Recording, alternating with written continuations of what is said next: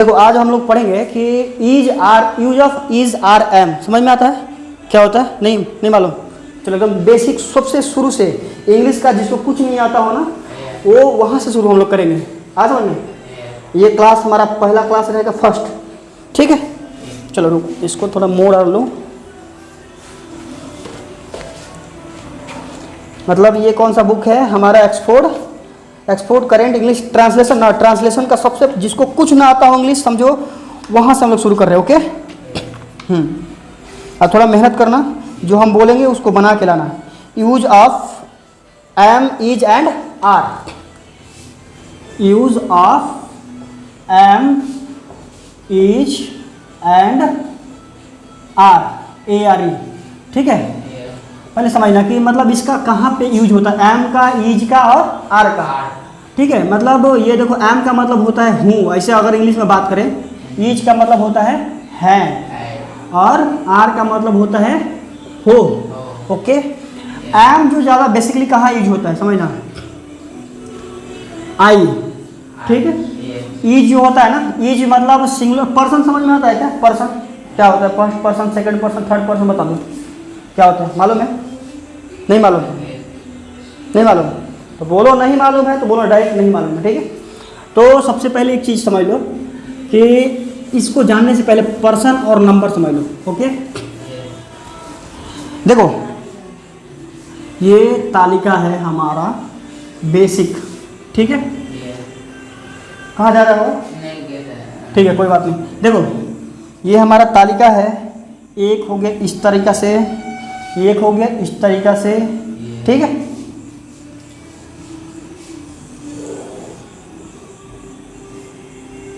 और रेगुलरिटी बनाए रखना, ठीक है।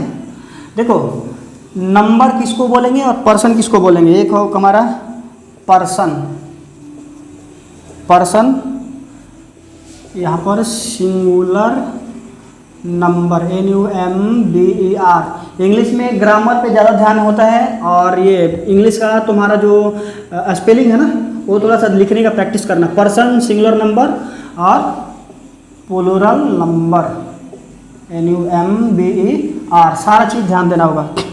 अब समझना कि पर्सन किसको बोलते हैं, ठीक है। और फर्स्ट यहाँ पर डायरेक्ट लिखो FIRST फर्स्ट पर्सन, ठीक है।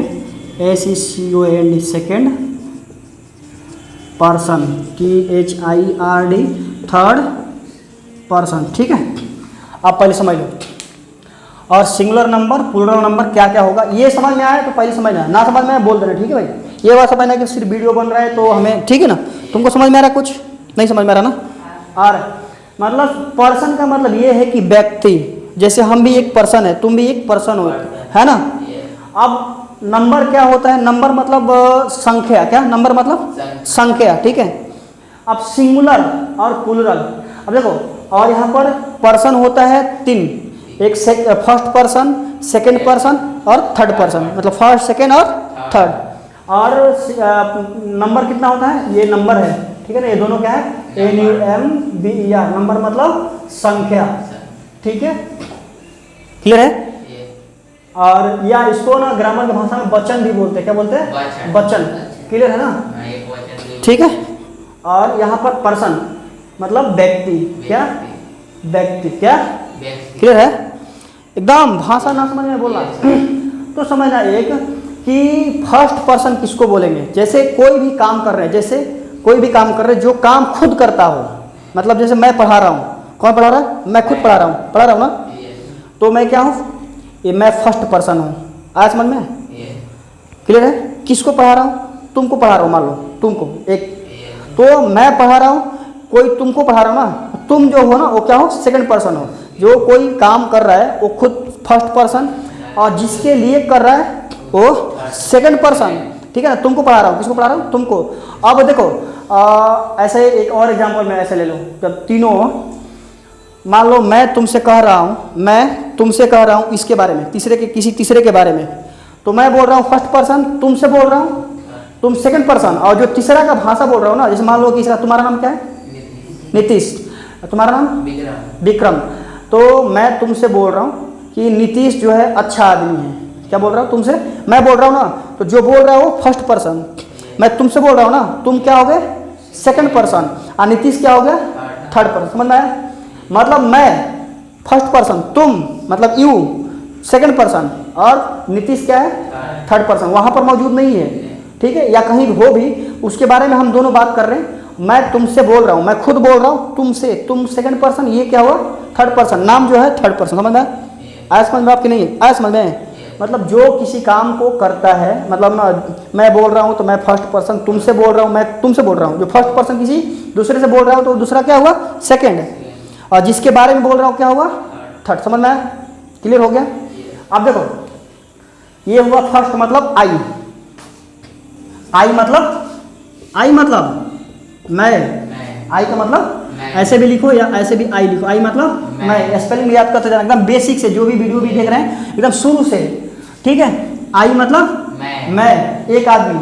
और जैसे हम लोग मान लो एक दो तीन चार आदमी, हम ना तीन चार आदमी मिल के किसी के बारे में बात कर रहे हैं, दूसरे तुमसे बोल रहे हैं। जैसे मैं एक हूँ और कोई एक आदमी हमारे साथ है, हम दोनों तुमसे बोल रहे हैं, तो हम दोनों क्या हो गए? फर्स्ट पर्सन ही, क्योंकि हम सब बोल रहे हैं ना। तो वी मतलब हम लोग। क्या हो गया? हम लोग। वी का मतलब हम लोग। ये भी फर्स्ट पर्सन में ही आएगा, ध्यान रखना। फर्स्ट पर्सन में कौन कौन आता है? आई और वी। लेकिन आई जो है फर्स्ट पर्सन का सिंगुलर नंबर है। क्या है? Singular number. मतलब सिंगुलर मतलब सिंगल, एक, मैं खुद अकेले नो। ओके। और प्लुरल मतलब एक से ज्यादा हुआ तो इंग्लिश में क्या होता है? Plural number.